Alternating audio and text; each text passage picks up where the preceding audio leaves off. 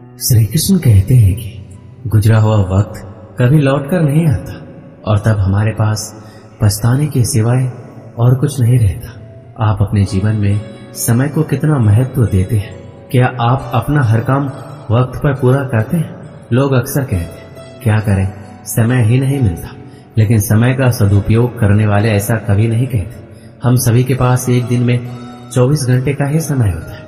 ये हम पर है कि हम उसका सदुपयोग करते हैं या दुरुपयोग। यदि आप सोचते हैं आप मेहनत बहुत करते हैं पर आप कहीं पहुंच नहीं पा रहे, तो आप सिर्फ एक गलती कर रहे हैं। आप मेहनत बहुत करते हैं पर आपके मन में हार जाने का डर है और ये डर आपको जकड़ रखा है। मेरी मानिए, जो मेहनत आप कर रहे हैं उसे पूरी लगन और ईमानदारी से करते हुए अपने काम पर विश्वास रखिए और हार के बारे में ना सोचकर सिर्फ जीतने के बारे में सोचिए। समय बहुत कीमती है, लेकिन हमें यह बिल्कुल मुफ्त मिलता है। जो लोग समय का सही कीमत जानते हैं वह इसका सही इस्तेमाल करके कामयाबी की ऊंचाइयों को छूते हैं, और जो समय की कदर नहीं करते वो इसे यूं ही बर्बाद करके अपना भविष्य खराब करते हैं। समय का सही उपयोग करके ही अपने सपनों को साकार किया जा सकता है, अपने लक्ष्य तक पहुंचा जा सकता है। प्रकृति और समय कभी किसी के साथ भेदभाव नहीं करते।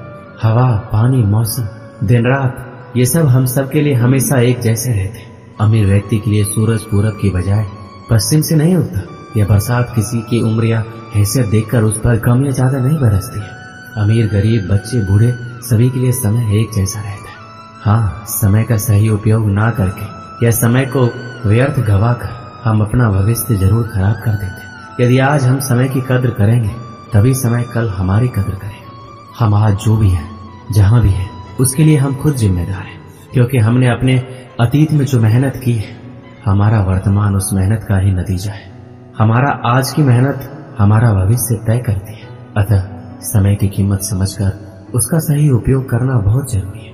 समय का सही इस्तेमाल करके देखिए, ये हमेशा स्वस्थ और समृद्ध बनाए रखेगा। आप समय का सिर्फ एक ही बार इस्तेमाल कर सकते हैं, क्योंकि गुजरा हुआ वक्त कभी लौट कर नहीं आता, यानी हम समय को रिसाइकल नहीं कर सकते। अतः कभी ये ना कहें कि ये काम अगली बार करेंगे। हो सकता है अगली बार आप वक्त गवा चुके हो और गुजरा हुआ वक्त आपसे कहे अब बहुत देरी हो चुकी है। यदि आप किसी को वाकई कुछ देना चाहते हैं तो उसे अपना वक्त दीजिए, क्योंकि साथ गुजारा हुआ वक्त अपने साथ खूबसूरत यादें सजा लेता है। वक्त जीवन के कई पाठ पढ़ा जाता है, भरे से भरे घाव भर देता है और नए सिरे से जीने की ताकत भी देता है। अतः आज यदि आपका वक्त सही नहीं चल रहा तो निराश ना हो, मेहनत करते जाइए, आपका अच्छा वक्त जरूर आएगा। समय और धन की दौड़ में हमेशा समय की जीत होती है। पैसा कमाना आपको अमीर बना देगा, लेकिन समय को जीतना आपको सफल बनाएगा। समय फिर कभी लौट कर नहीं आता, आपको इसका उपयोग करने का केवल एक ही मौका मिलता है। यदि आज आप समय का सदुपयोग करते हैं तो ये आपको कल लाभकारी परिणाम देगा। समय बहुत कीमती है और इसे अच्छे कर्मों में खर्च करने की जरूरत है।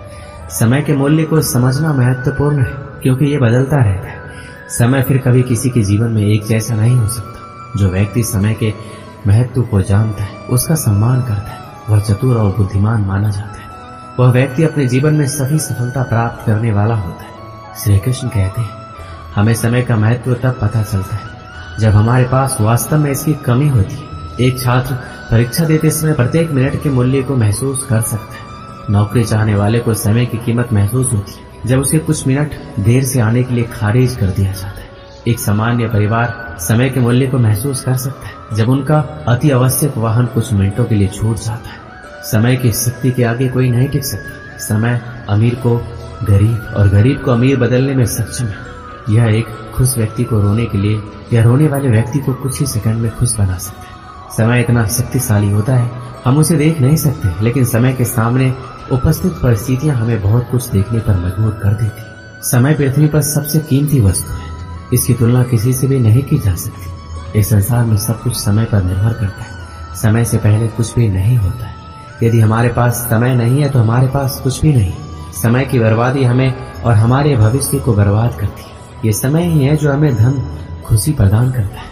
हमें अपने समय का कुछ उपयोगी कामों को करके करना चाहिए। इस संसार में सब कुछ समय के अनुसार बदलता है, क्योंकि समय से कुछ भी स्वतंत्र नहीं है। हमें कठिन परिश्रम करने का आनंद लेना चाहिए और कभी भी अपने अच्छी आदतों को बाद में करने के लिए नहीं टालना चाहिए।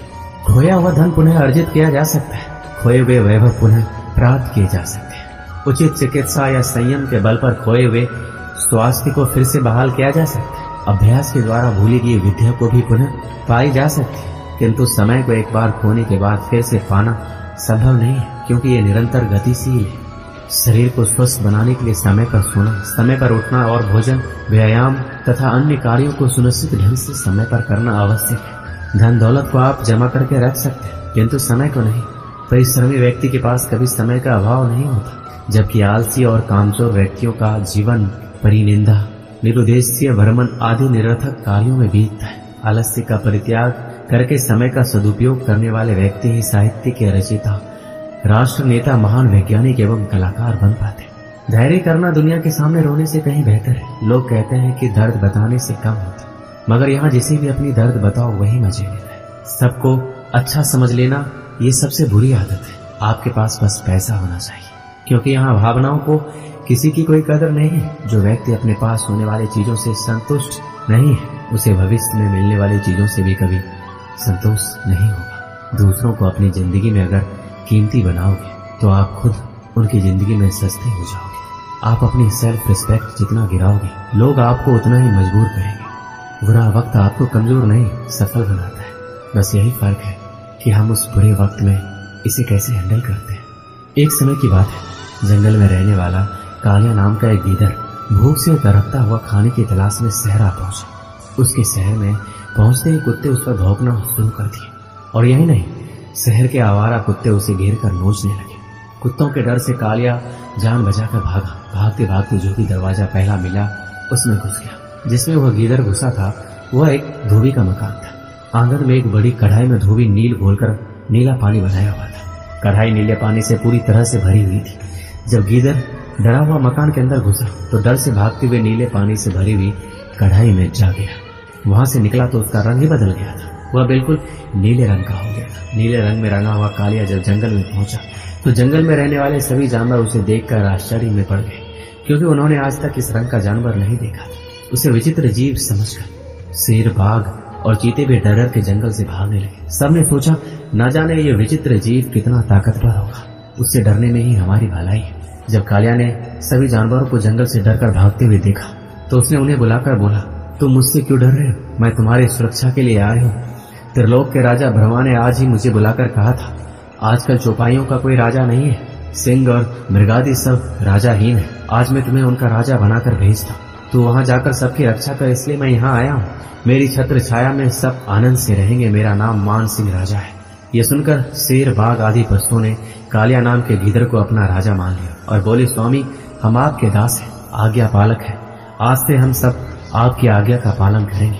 कालिया ने राजा बनने के बाद शेर को अपना प्रधानमंत्री बनाया, बाघ को नगर रक्षक और भेड़िए को संतरी बनाया। अपने अमित्य गिद्धों को जंगलों से बाहर निकाल दिया।